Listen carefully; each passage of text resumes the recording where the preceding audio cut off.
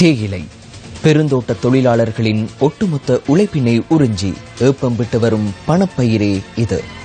வஞ்சிக்கப்பட்டோர் இனத்தின் வாழ்வியலை சொல்லும் நியூஸ் ஃபர்ஸ்டின் பச்சை தங்கம் விசேட தொகுப்பு அடுத்து.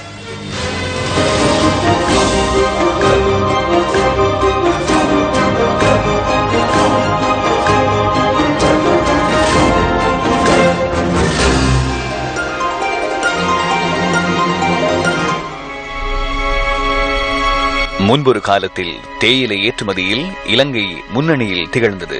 எனினும் கடந்த 20 ஆண்டுகளில் இந்தியாவும் கென்யாவும் இலங்கையை பின்தள்ளி தேயிலையின் மூலம் அதிக வருவாயை ஈட்டி வருகின்றன. 2014-2016 ஆண்டு காலப்பகுதியில் இலங்கையின் தேயிலை ஏற்றுமதி வருமானம் 30% குறைவடைந்தது. தனித்துவமான சுவை மற்றும் அதிக தரத்தினால் இலங்கை தேயிலை சர்வதேச அரங்கில் சிறப்பிடம் பெற்றாலும் போட்டிமிக்க சர்வதேச சந்தையில் எம் நாட்டு தேயிலை தொடர்ந்தும் தாக்கு பிடிக்குமா என்பதில் சந்தேகம் நிலவுகிறது.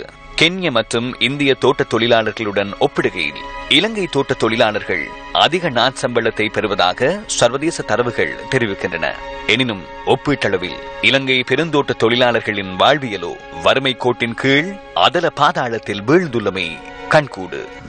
கடும் குளிர், சுடும் வெயில், சிறுத்தைகளின் அச்சுறுத்தல், அட்டைக்கடி இவற்றுக்கு மத்தியில் இரவு பகல் பாராமல் தேயிலை கொழுந்தெடுத்து இவர்கள் அயராது உழைக்கிறார்கள்.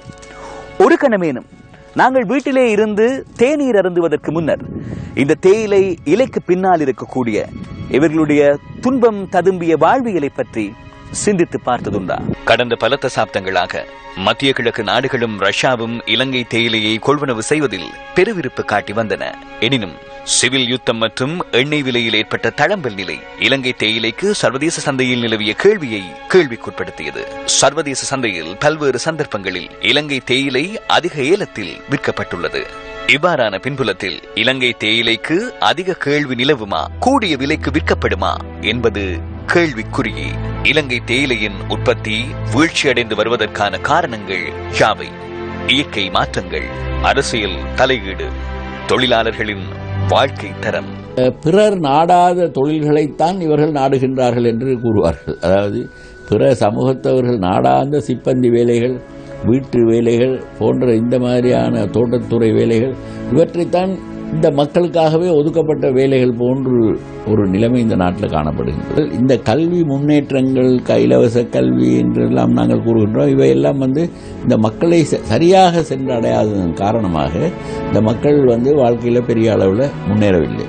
இந்த மக்களினுடைய சமூக அமைப்பு எவ்வாறு இருக்கின்றது என்று பார்த்தால் இவர்கள் பெரும்பாலானவர்கள் இவர்கள் ஒரு தொழிலாளிகளாகத்தான், பெரிய மத்திய வர்க்கம் இவர்கள் மத்தியில் கிடையாது.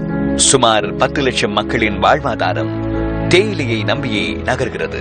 இலங்கை தேயிலை தொழிற்துறை பாதுகாக்கப்படுமாயின் இவர்களின் வாழ்வும் பரிமளிக்கும். வானிலை மாற்றம் தேயிலை தொழிற்துறையில் எவ்வாறான தாக்கங்களை செலுத்தும் என்பது தொடர்பான தகவல்களை நாளைய பச்சை தங்கம் தொகுப்பில் எதிர்பாருங்கள்.